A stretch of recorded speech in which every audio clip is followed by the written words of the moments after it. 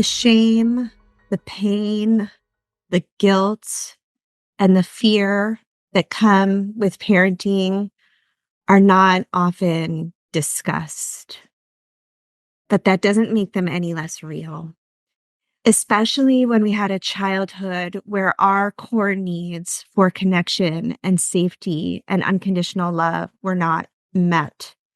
The burden of parenting can be particularly difficult. Today's episode is a tender one, and at the request of this parent, we are going to mask her identity. But this is a powerful story of healing. One of the greatest gifts of being a parent is that our children can provide us an opportunity to go on our own healing journey, to make peace with our parenting past, and to ensure that any patterns of generational trauma and harm end with us. And the other thing that I love about this parent coaching session that you're going to listen to is hearing how Delicia, as the coach, holds space for what might seem like scary emotions or unsafe, uncharted territory for this mom by remaining grounded and calm and present. If you had any abuse as a child, if you had parents who were unreliable in the safety that they were able to provide to you or unable to provide to you, I do want to share that this episode might bring up some feelings for you and hold up a mirror for places in your own experience that require tending and care and love and acknowledgement and to be seen and heard. And I think by sharing these stories, we normalize them and we take our power back from them, that we are no longer beholden to the past experiences, which are paving our fear and our worry and our shame, but can ultimately become empowering in our commitment to do better for our kids than was done to us. Enjoy this session, and please, if you're needing support, reach out to a professional therapist. You can access a directory of our coaches in the upper right-hand corner of our website at giantinstituteforparenting.com. This work is trauma-informed, and it is our goal to support parents to become whole, to become healed, and to become confident in their ability to be the leader and guide and mentor that their children need.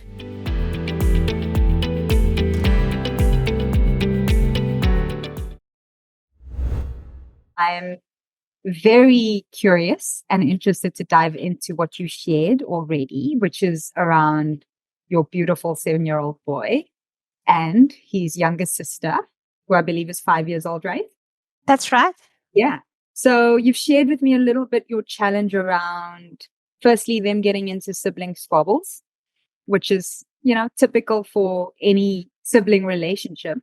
But something you shared in your breakdown of this challenge is that when they get aggressive, it's really hard for you to stay and you tend to walk away from that. And the aggression tends to come from your son, hurting, hitting, kicking, grabbing from his sister. And there's also a history of aggression in his behavior. You mentioned something about daycare at the age of 2, where you had to change schools because of his aggression. So can you tell me a little bit more about your son and who he is, how he is in this world? I think he is, he has always been more emotional than his sister. The other day I thought about his sister and how she didn't move in my tummy, and she was the most well-behaved, quiet little baby, and she didn't have any tantrums. And now also she's really receptive and she doesn't get too emotional, but he is more emotional. Like, he gets upset very easily and he's very set in his ways. If he wants something to go this way, and if it goes that way, it's difficult for him, and he's very much more emotional and prone to tantrums. And when he was 5, I talked to his before school check, and I told them I thought that he would stop having tantrums by now. And now he's 7 and he's still having tantrums. So, but he's very clever and kind, and he does well at school. Not that great socially, but he's a very kind and loving boy. And I just want to support him because I know he struggles with his emotions, and he struggles with things not going his way. And when he senses fear inside himself, he goes for the fight response by acting aggressively. So, but I just want to help him become the best he can be. Yeah. All right. Yeah. And I think that's every parent's longing, is to be able to support their child, no matter what the personality is. And I just want to dig deeper into the word or the description of him being more emotional. From what you describe, it seems that what you mean by the word emotional is he's a lot more sensitive to what happens to and around him. Is that right? Yeah. Yes, I think that's right. Yeah. All right. So can you tell me, so there's his anger is paired with fear, right? And I'm glad that you're aware of that and you name that, because typically the emotion of anger is always linked to another emotion. And you've identified that emotion as fear. And so his fear response is to fight. So can you tell me more about what that looks like? Do you have a specific example of his fight response? Yeah, so when he was 2, we would in one play center, like there's play centers in New Zealand, and I didn't really understand it at the time because I was still a new mom.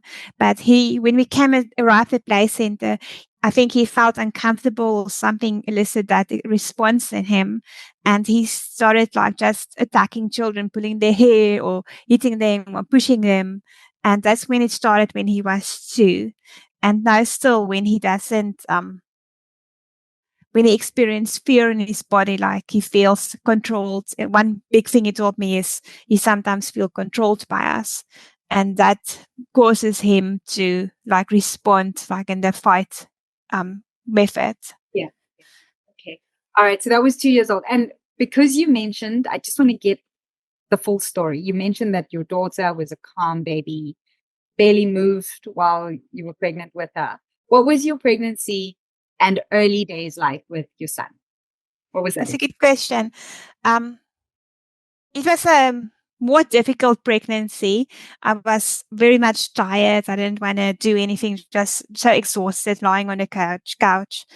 And then we also had like difficulties with, we had a long and difficult birth. I had to push for 2 hours with him, and I've got bipolar disorder. So I also had like an episode after his birth where we had to stay for 2 weeks in a care unit, mother baby care unit. So I don't know if that has had an impact on him being more emotional.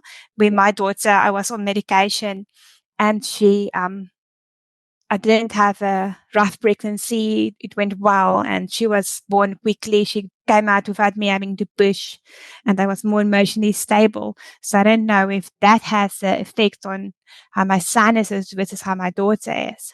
Yeah. Yeah.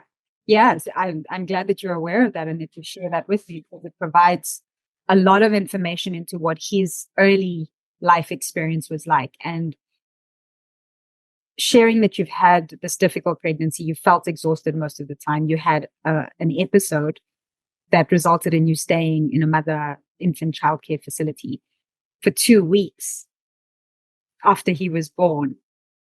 I'm guessing there would have been a lot of anxiety in your system at that time. And also during the pregnancy, being aware of it's your first pregnancy, you're not feeling great. And so, can you tell me a little bit about how you were feeling throughout the pregnancy and those 2 weeks? I think that's quite important to understand what his system registered and wired in those early days. Yeah.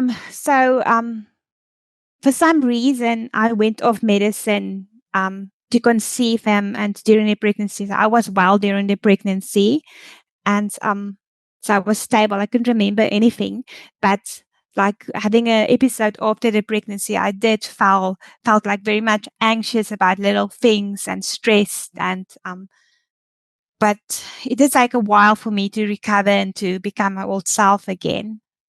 Yeah. All right. So there was anxiety and stress in your system.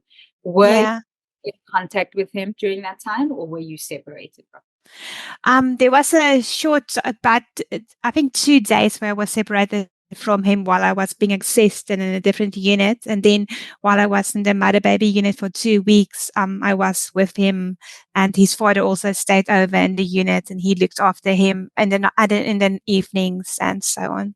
So And I ask these questions because I wonder if you are aware that at that early stage, 2 days of being separated from the lifeline, the lifeblood that he was connected to for 9 months, and then having that separation, sensing your anxiety, your stress, your fear, the confusion that's happening. I've just come into this world and I don't know what's happening to me, can create a sense of fight response. I need a fight to stay alive. There's a threat to my attachment. There's a threat to my survival if I'm separated from the person who's supposed to keep me alive. And if the person who's supposed to keep me alive is also in a state of anxiety and stress, then I don't know what's going on. So that could have contributed to his system wiring his fear into fight. And now he gets older, he has a voice, he has a body that he can use. And that fear then gets translated into anger, aggression. Because we're still learning the skills of how to express our emotions. yeah. Is there anything else that's coming up for you as you hear me reflecting your story, your experience?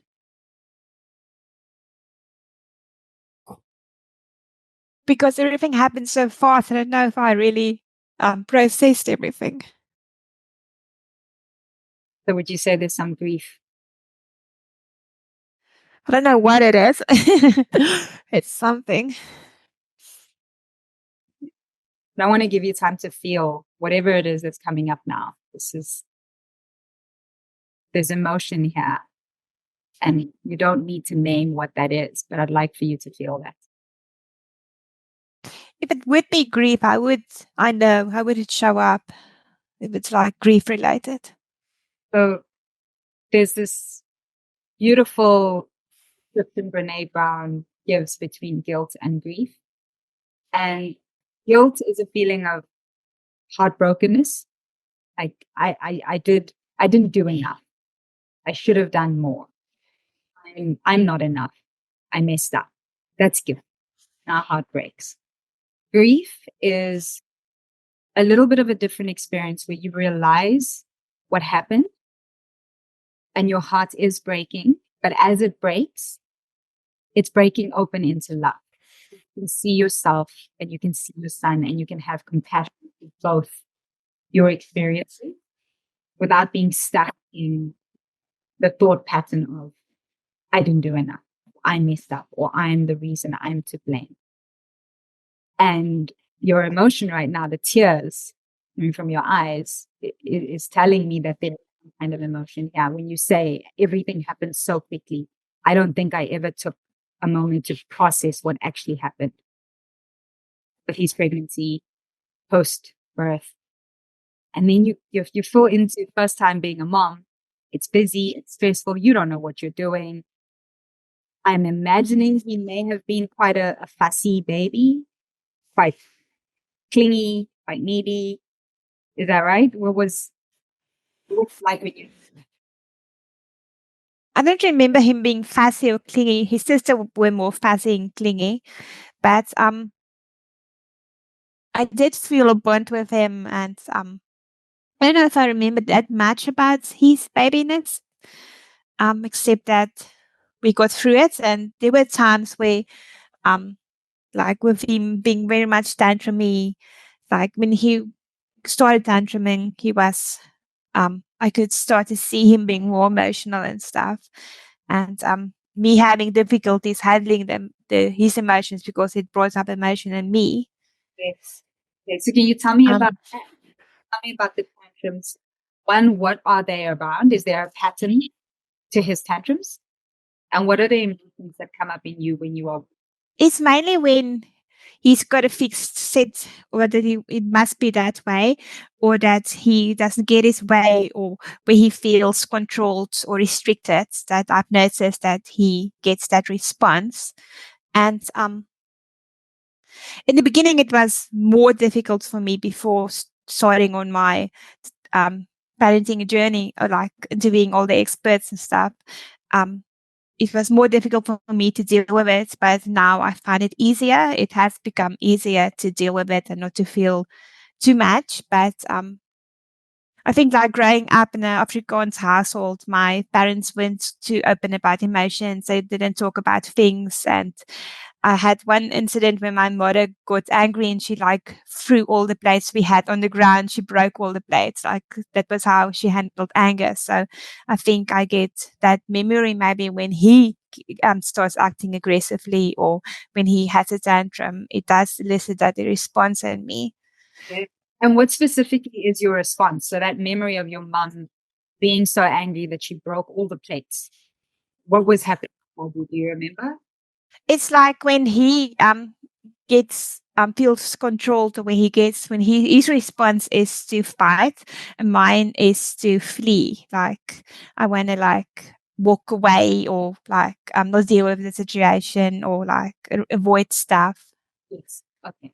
So your response is flee, but what is the emotion that you feel when you witness your mom getting aggressive with her anger and your son getting into a really black and white state of this is how it needs to be done, this is how it has to be done, and I cannot be controlled? What's happening inside your body? Can you describe? So I get the sense you want to move, like you're trying to get away, distance yourself. Is it hard for you to hear? Is it hard for you to watch? What happens in your physical body? I think I feel like panicked, and like I feel out of control, and feel like he shouldn't be feeling that way and I shouldn't be feeling this way. Like I want to like maybe just stop it. All right. And can we go a little bit deeper into that panic? Where does panic show up in your body? You feel it in your stomach? Does your heart start beating fast? Do you get sweat? Yeah. Faster heartbeat and a tight chest and tight jaw, and just want to disengage, like not give him the full attention that he and the full emotional attunement and understanding that he needs, and then feeling bad because I'm feeling bad. That makes sense. Okay, so your body wants to flee, but it's also tensing up at the same time. So there's a freeze in your own system and you're unable, tight chest, tight jaw. Are you saying anything in those moments, or are you keeping quiet and walking away? What happened when he was upset about TV the other day is like when I panic, I go into like more power over parenting style, where I like threaten, or like I think now he's addicted to TV, we should like, do a TV fast. So then probably also a little bit of a fight response where I want to threaten or punish. And then I don't want to respond that way. I want to be more understanding and loving, but I feel like a little bit triggered too. Yeah, yeah. Okay, and that makes sense. So your son is triggered. He feels controlled by you because you've asked him to do something or asking him to stop doing something. And that triggers his fear center. I've done something wrong. I'm in trouble and I need to defend myself. So I'm going to fight. His fight sounds or looks like, is he yelling at you? Is he throwing things? What does he do when he feels controlled by you? Well, he did yell at me one time in front of all the other people on the way to school. So he did that once. And the other day when the TV went off, it's like on a cycle where it goes off at 8 a.m. to go to school. And he thought he was going to have TV time, and he did everything right. And then he didn't get TV time. It just went off, and he was so frustrated by that. And then he threw a pillow, and he tried to like they prevent me from leaving the house by like moving the chairs. So he gets like really fighty when he gets that response. Okay, so he uses his voice and he uses his body. Yeah. This mobilizing energy builds up and he has to release. And you panic and your fear center comes up and you either go into a power over where that's it, no more TV in the morning, taking the remote away. This is bad. Your behavior is proving that TV isn't good for you. Look at how you behave when you don't get your TV. We're not watching TV for the next week or whatever the case may be. So he's fighting and you're fighting. You're both on fire. Yeah. And what happens then? What happened the other day with the TV is my husband works from home in the office, like just close to home. So I called my husband and he came in and he took my son to his room and he calmed him down and talked to him. So he helped. So your husband was the fireman with the hose to come put out the fire. And you Yes. took care of your own fire. What did you do when your husband had your son? What did you do for yourself? I think I just finished packing the lunches and I got my because I thought I'm going to just go to school and my son can go to school later. So I got in a car and I was on the way to taking my daughter to school, and then my son ran out of the front door and like said, "No, I want to come with us." And I just stopped the car, and when we came to school, he said no, he didn't have time to have breakfast, and it's all his dad's fault because he didn't have breakfast, and now he's hungry. So that's when I had time to calm down, and I got his lunchbox and I said, let's see if you can eat something from here. And I gave him food. So then I went more into the nurturing parent where I was more like in a hurt child before. Yeah. Okay.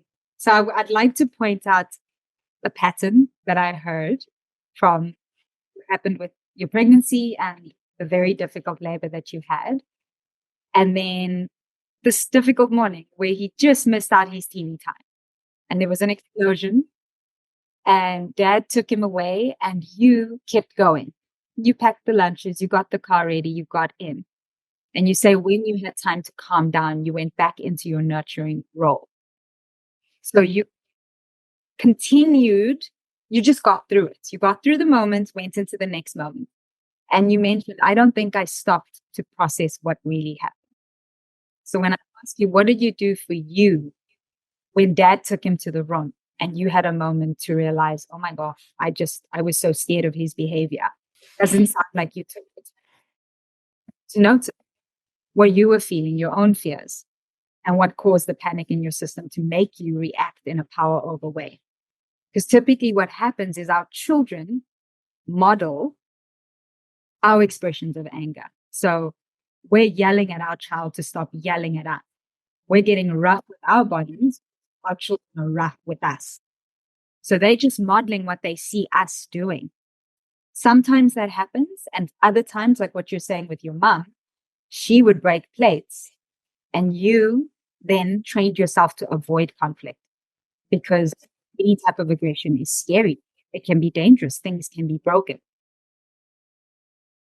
So it goes, there's many different ways we adapt to stressful conflict situations that tell us we are safe and we can get stuck in a pattern. And I wonder if you can identify in other areas of your life this pattern of something's really hard, something's really scary.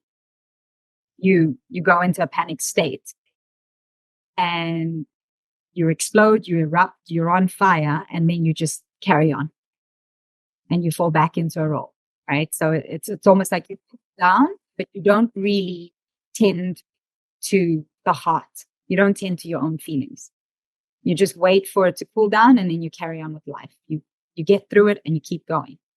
Does that sound like something familiar in your day to day? Yeah, I think looking back, that's basically been the pattern I weren't aware of. So with your desire to be able to support your son with his big emotions, which are going to ebb and flow as he develops, There's a beautiful graph that shows children's developmental patterns where they go between states of equilibrium, where they've got this confidence, they're independent, they're comfortable with who they are and where they are. They're able to use all the skills that they've learned, and then they dip into disequilibrium. So the disequilibrium is like those 2 steps back, and the equilibrium is that leap forward. So if you observe your children, you'll notice this pattern of, oh, you're so easy. Like, it's such a joy to be with you. I ask you to do something, you do it. You're able to concentrate. You remember to bring your bag home, and everything just really smooth.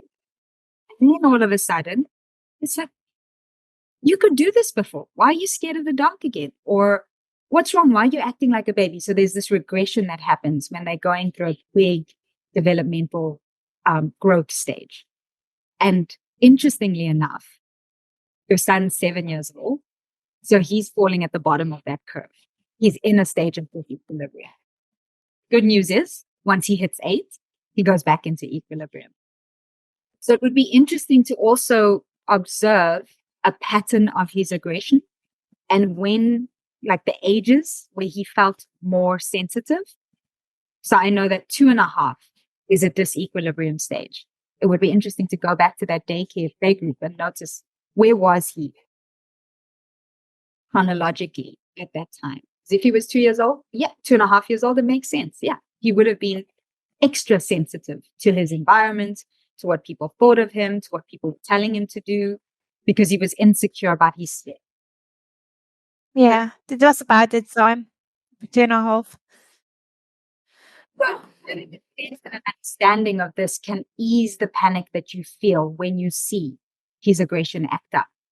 Instead of getting this fear of, oh my gosh, this is terrible, too much TV, too much screen time, not getting enough sleep, not eating healthy food, not playing outside enough, you can step back and say, I wonder where he's at, what's happening in his body, in his system. Is he going through a big growth surge right now? And he needs extra love and support because it's scary for him. And then, so with me, when I learned this, what I do with my sons, I was like, okay, it's going to be a rough year. When 9 years old, this is disequilibrium. And everything my son does, I'm like, oh my gosh, you've lost another school cap. How do you forget you crunch and sip every day, right? And I remember that when he was 8, he was the most responsible child. Like, I didn't have to remind him of anything. So it makes it easier for me not to blame myself and just see my child as, this is normal, this is healthy. What you're going through is good. It doesn't feel good. It doesn't look good. It doesn't sound good, but you're growing. And if we can provide that confidence in our leadership as parents, like, I know what's happening in your body. I understand why you're so upset. I can hold you. But you can't do that unless you take care of the fear inside of you, the memories that are being triggered by seeing him block your body, by getting aggressive and throwing. And I'm noticing some more emotion coming up. So I'd love to see what's coming up inside of you right now. Maybe something about when my mom was like never taking care of herself. Maybe that's something that I don't really take time to process and think about me. Yeah. So there's another inherited pattern from your mother. He didn't model to you what it looked like to take care of her needs, her feelings.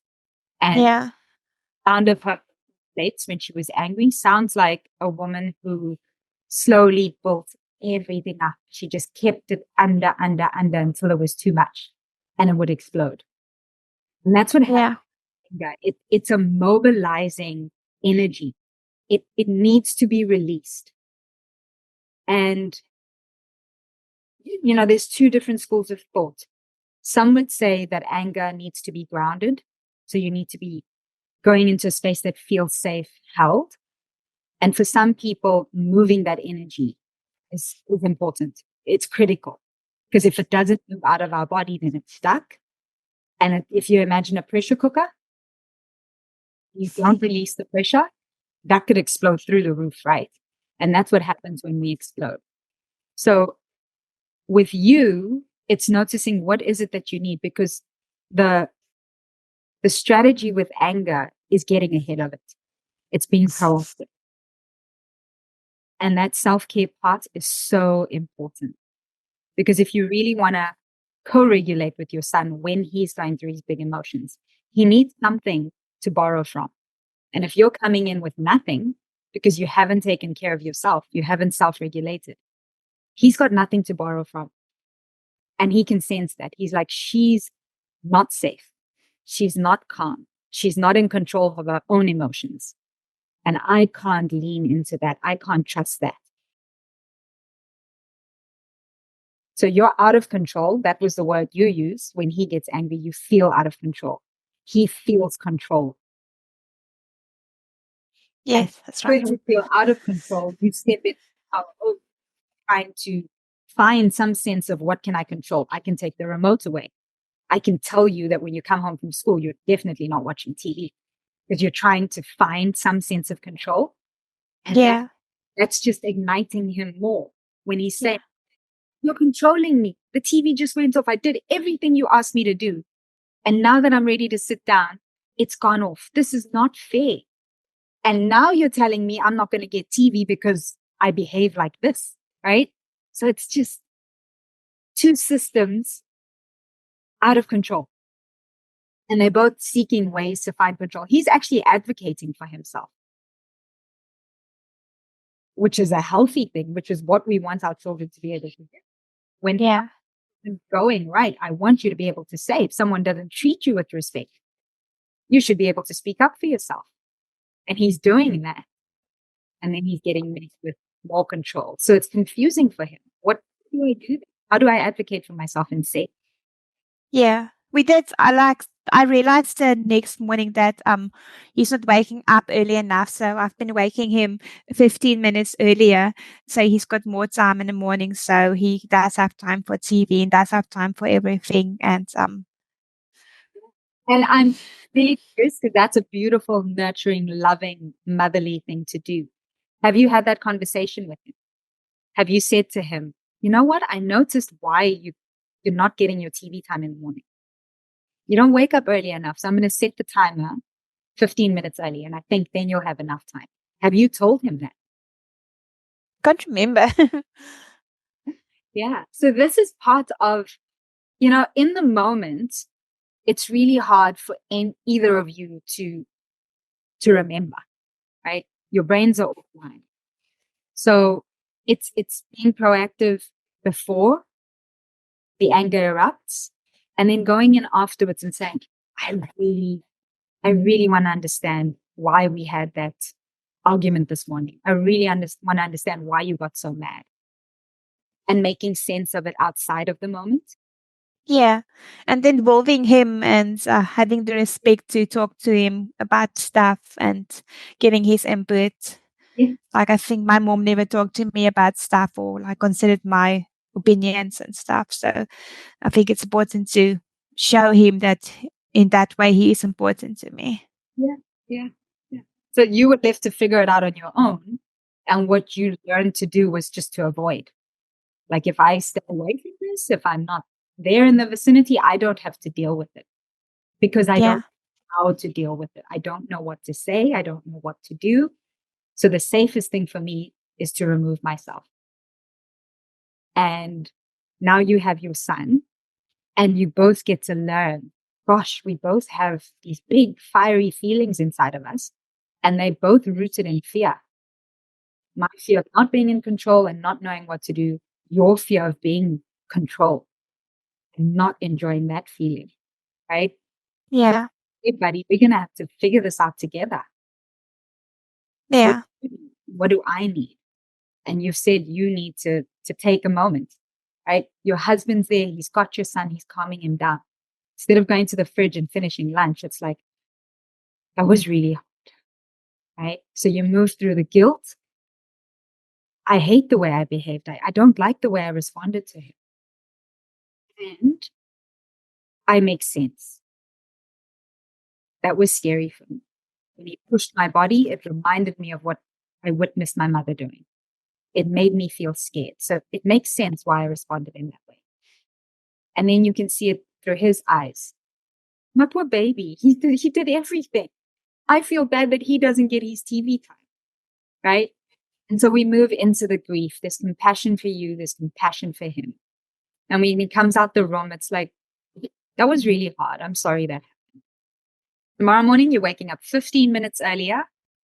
I'll help you get your stuff done so you can get your TV time before we leave the school. How does that sound? Right? And there you are in complete control. How does that sound? Sounds easy to say, but how does that make you? Are you?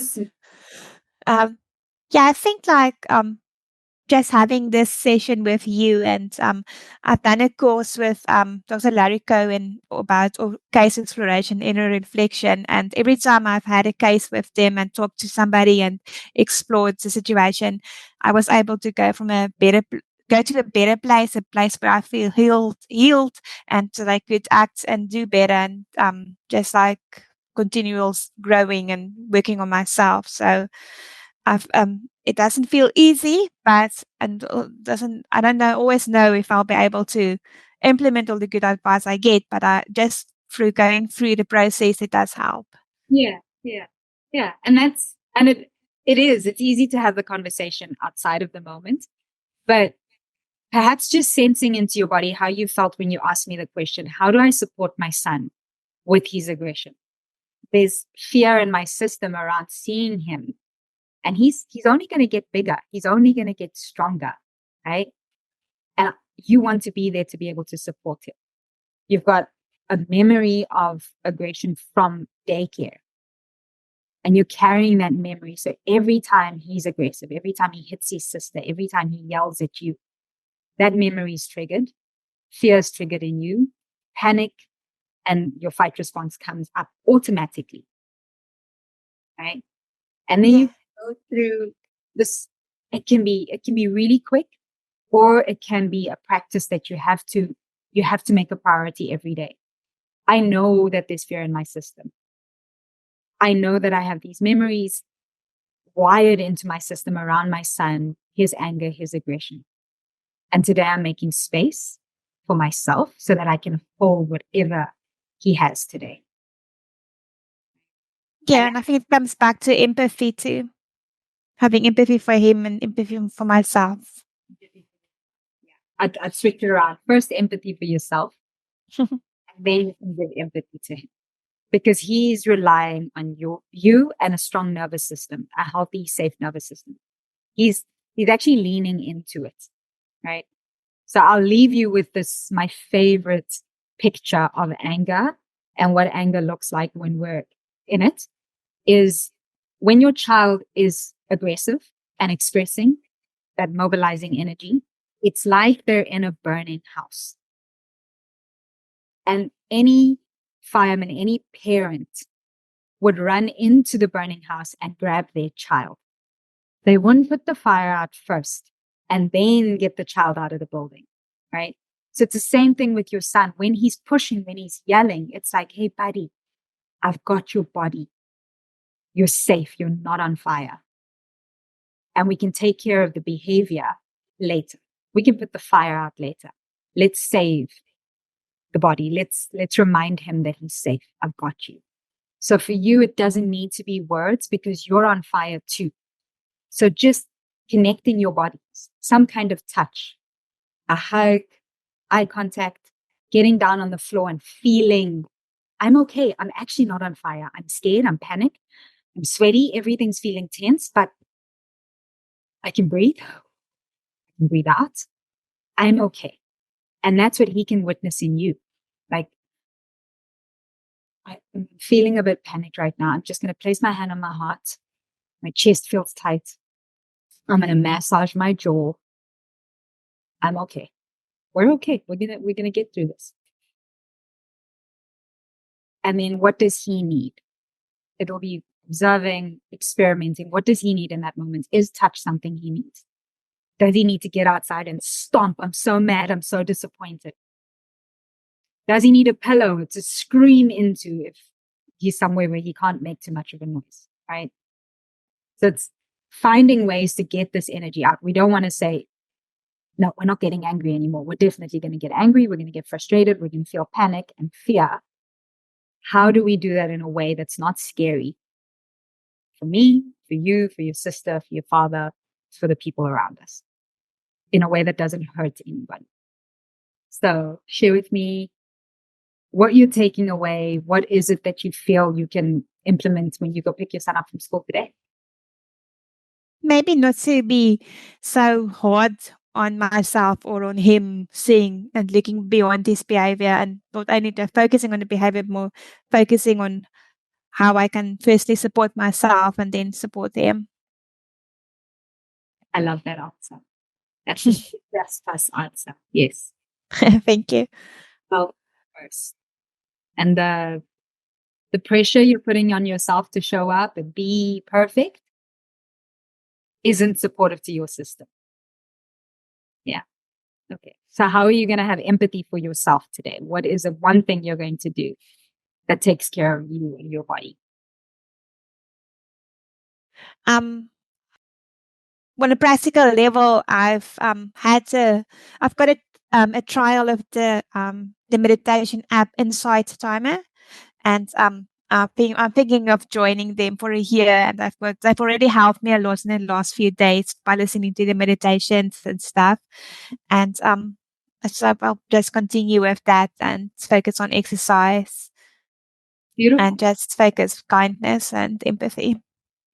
I love that. Insight Time is amazing. Beautiful. So those meditations. Before you pay for the subscription, may I suggest another one that's free and that is also super powerful?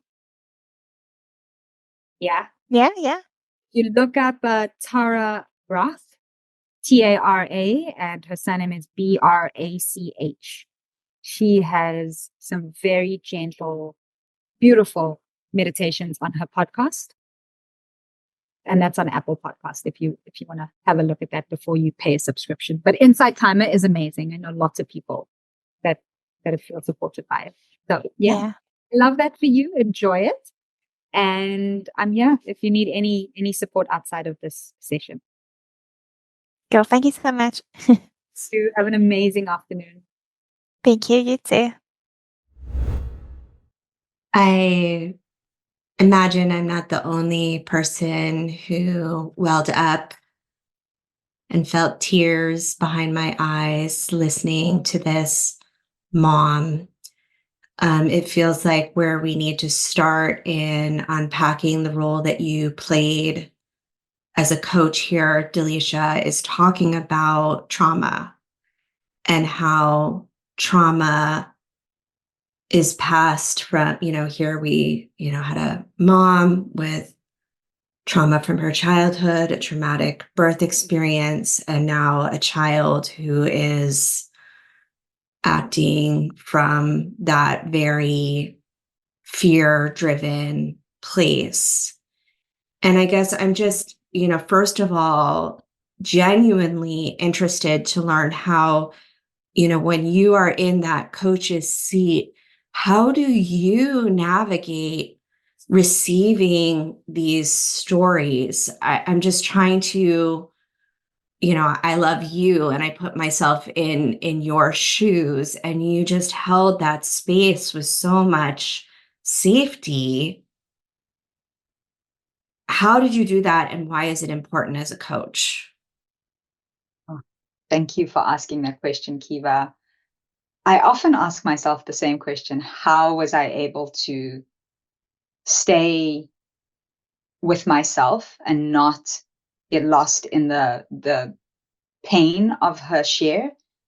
And the interesting thing is, when we started out on the conversation, it had nothing to do with childhood trauma or a difficult pregnancy and labor. It was simply about the challenge she had listening to her children fight and then witnessing her son get aggressive with his sister. And as she opened up, I relaxed into the sense that she felt safe enough to share with me some very painful things, especially when she mentioned that she had never taken the time to process what actually happened. And when I felt into that, I thought, wow, I need to be here for her. And what I do for myself is really, I use my hands a lot in sessions to hold myself. Mm-hmm.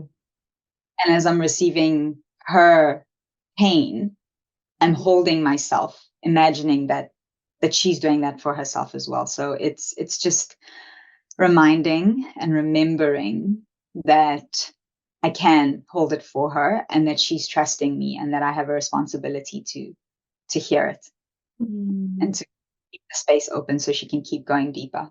Yeah. I mean, I have to think that's what creates the safety for people to allow these deeper experiences that we mask and we defend, and they're under the surface. They live in blind spots. We're not aware that our child's behavior might be connected to our fears or our past experiences. And I just think as coaches, this is like one of the most profound roles that we can play, is to be that anchor of safety and groundedness so that people feel safe going there. Because going there is scary. Yes, it's scary, and it's amazing every single time how, as soon as you ask someone, how do you feel? They are so ready to go there. And it really is, it's my communication of, I really want to know. And whatever you're about to say, I got you. Mm. So the more centered I am, I've noticed the deeper my client will go into their pain. And it's a simple question. How are you feeling? How do you feel? How did you feel? And every time the client's like, I was not expecting to go that deep. I didn't think I was going to tell you what I shared with you. So I realized that the more centered I am, and you use the word anchor, my anchor is my heart. And as I hold my heart, I'm like, I can hold this. Yeah. Because my heart is holding me. I think it's one of the most amazing outcomes of this career, doing this work. It's like it grows your heart, it grows our hearts, and allows us to be people who can walk through the world as safe humans, not only for our clients, but for our children, our families. Um, Even like now, my daughter is a 17-year-old girl. A friend of hers just is going through her first breakup. And I said, send her to me. Send her to me. And Charlotte said, thank you, Mama. I didn't know if I could handle that, So I share all that because I think it can be challenging for people to confront this reality that in order to show up for our children in the way we long to, we might have to go to some painful places. We might have to acknowledge some unspoken truths. We might have to look at experiences in our past, and it's not quite rational or logical, right? That these things are, chain of events. And now we have a child who's having a really hard time with control and his body and his words and his actions. And I'm wondering if you might explain that for our listeners a little bit. Yeah, I think it all begins with what you said earlier around, we're living in the shadows. We're living in this suppressed emotional space. And this mom was clear that she was getting on with it, just getting through it from one thing to the next. And because of that choice to not pause and process, wow, this was a difficult labor. And these first 2 weeks were scary for both of us. Like not taking the time to stop there and just go through for 7 years and now sit back and have to unpack 7 years of fear, of pain, of discomfort, of uncertainty. is a lot, and it can be too much to do all at once. So it's easier to look at, oh, my children are fighting again. Oh my goodness, he's so rough with his body. I can't be here for this. I need to fix this. I need to stop it. And if I don't stop it now, then we spiral into the future of what that's going to look like based on the past of what we experienced with our own parents' expressions of anger and aggression.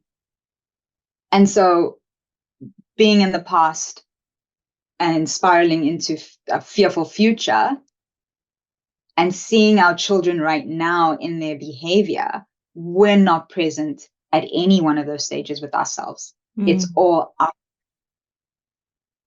And the invitation here is to, yes, tell me what your children are doing. Tell me what you're saying. Tell me how you're feeling about that. And from that question, I'm inviting you to slowly start unpacking, not even unpacking, open your world, open your experiences, open your memories from the safety of, let's start on the outside. Something that I love so much about our methodology here at Jai is that we don't really address behavior at the level of behavior and are kind of anti-behaviorism, meaning parenting child to control or change or manipulate their behavior. And I think this story really is a beautiful example of why. Because if we're only talking about the behavior and what do we need to do to change this child, all of that rich, fertile soil for healing and growth and real connection between this mom and son would never be excavated. Yeah, absolutely. And not even just what do I need to do to change this behavior or stop this behavior, but a lot of parents also want to know, how do I support my child to get through this behavior? So it's not so much that they just want to change the behavior, but how do I help my child? There's that love longing in their request for support. And what I love about the people that come into the Jai container and into the training is that they are already, a lot of them, beyond looking at their child's behavior as the problem. Now they're looking at themselves and they're like, how can I help my child with the behavior? And that's a beautiful space to begin, because I hear your love, I hear your longing, and I hear your understanding that it's not their behavior. And I'm also seeing the opportunity for you to understand what it is about their behavior that is triggering or activating or really uncomfortable for you as the parent. We spend a whole week on attachment science. When you're training our coaches, it's a core foundation of the understanding that we develop as parent coaches. And the thing that really, I wanted to ask you in listening to this coaching session back is when there's been a breach in attachment.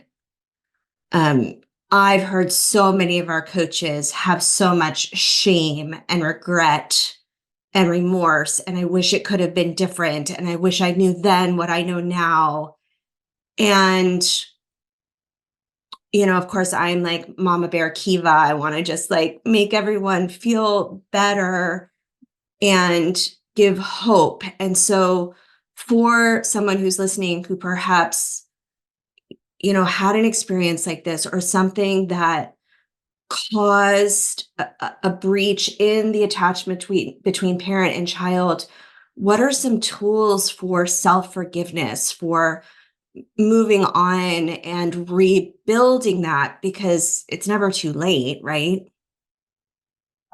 It's never too late. And I hear that desire to want to just make that parent feel better. I feel that too. And then I'm like, well, let's move beyond that, because right now you need to feel the shame, the regret, sadness, the remorse first before you can start feeling better. So I want to Why? your hand. Why? Because it's stuck. It's stuck. Mm. It's stuck. Shame, fear, guilt, remorse, regret, that stuckness in you is what's keeping you from self-forgiveness, from repairing that attachment with yourself and with your child. So until we feel that, until we cry, until we break, until our hearts break into pieces, we're not going to be able to help our children in the way that we really want to.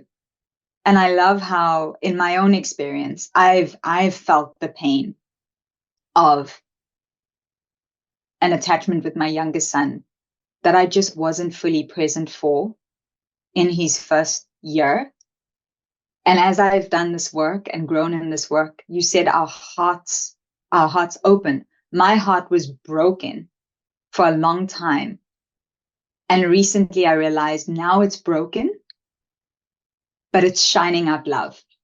Before it was broken with pieces. And now I see the broken pieces, and underneath them is just light and so much love. So that piece of self-forgiveness has to begin with feeling all those yucky, uncomfortable feelings that we are trying so hard to avoid, so that we can just move on and forget that that ever happened. But it's so important to remember that is what happened. In the remembering, there's the understanding. And with the understanding comes the compassion and the ability to forgive. And then we look at our children again and we see their behaviors and we're like, thank you. You're just giving me another chance to begin again. Mm. Mm. It's so beautiful. It reminds me of the Japanese concept of wabi-sabi, right? That Leonard Cohen song line where he says the cracks are where the love gets in or something like that.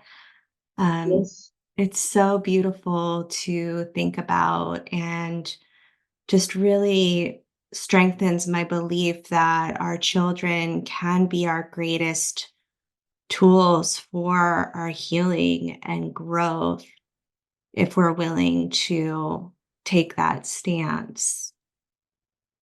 Yeah. Yeah. They're never going to give up on us. Mm-mm. And that's what our children, it doesn't matter if they're 7 years old or 12 years old or 24 years old. They're going to keep calling out to us until we reconnect, we repair the attachment, because that's what they're waiting for, so that they can use their wings and fly. And until we repair, reconnect with them, they're going to keep showing up for us until we show up for them. Mhm. What do you see? What is your hopeful perspective for this mom and son moving forward? Oh, gosh, I dream about that. I don't stop thinking about where they are now and what the possibility is for this mom if she makes the choice every day to check in with herself, to catch up with herself, to start caring for herself. Because from that, I can see her son witnessing his mom and feeling safe enough to be himself, and letting go of all his anxiety and his fear, because his mom is letting go of that. So I can see a beautiful mother-son relationship, a safe, loving experience that they both can have, one she never experienced in her childhood with her own father, and one that this boy desperately needs. And as simple as it sounds, it's all about her. That's this parent-centric phrase we use. It is all about her.